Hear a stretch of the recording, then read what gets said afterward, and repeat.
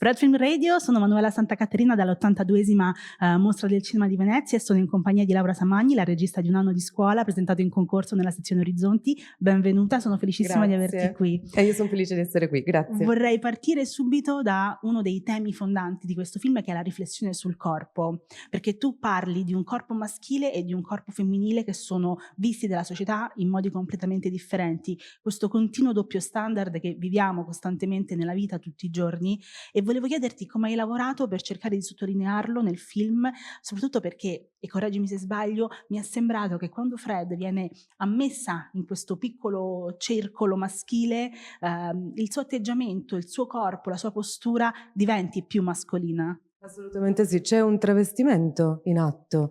Tu stai citando in qualche modo le note di regia che sono il frutto di una lettura di un saggio degli anni 70 che ho letto mentre stavo scrivendo, che è Ways of Seeing di Berger, e dice proprio questo, il fatto che a seconda di come ci vestiamo e ci comportiamo, nel caso dei corpi femminili si desume in maniera proprio involontaria ciò che può essere fatto a quei corpi.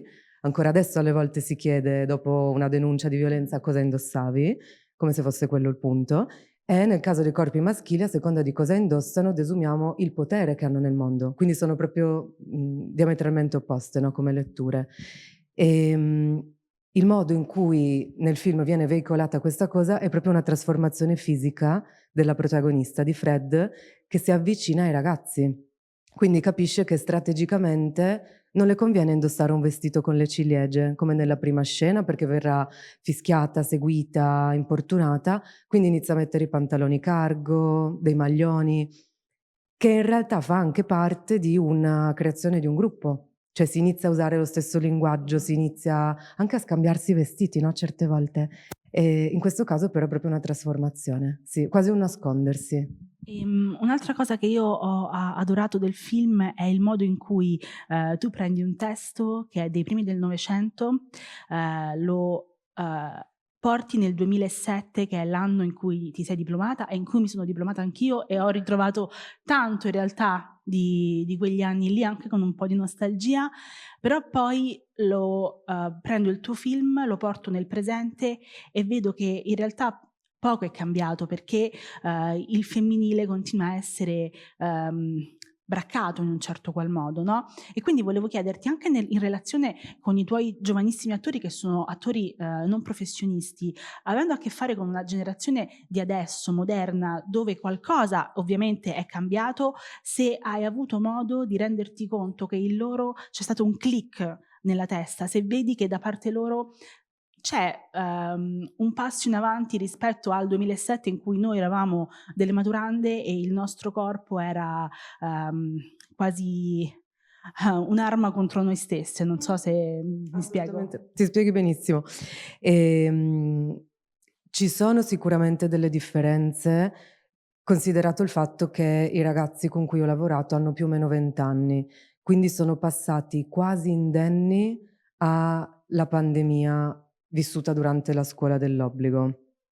Il che significa che hanno avuto modo di relazionarsi con i corpi nuovamente. Cioè, se andassimo ad una generazione leggermente più giovane, quindi 14enni, 15enni, il discorso cambierebbe molto, veramente molto, perché sono persone che si relazionano molto di più attraverso lo schermo.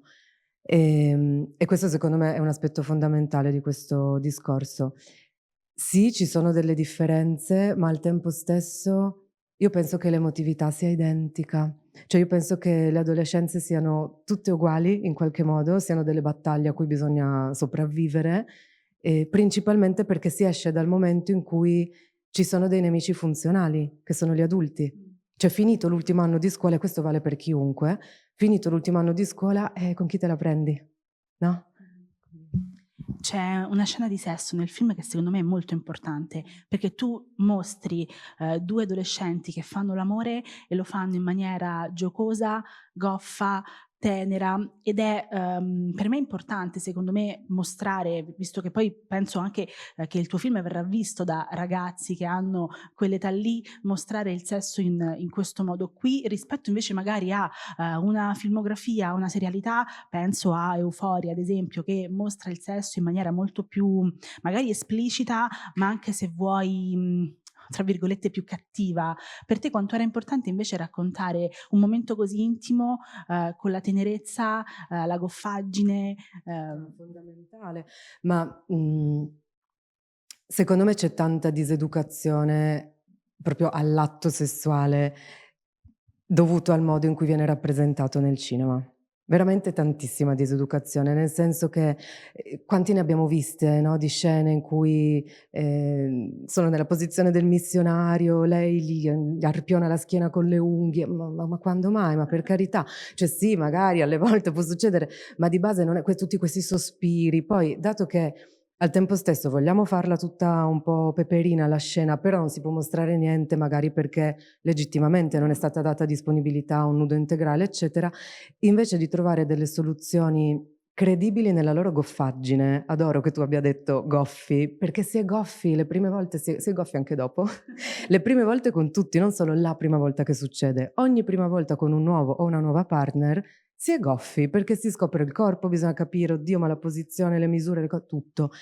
Quindi la cosa principale per me era non farli sembrare altro, non far sembrare la scena figa, perché la bellezza di queste prime volte è quello, che non sai come cavolo fare.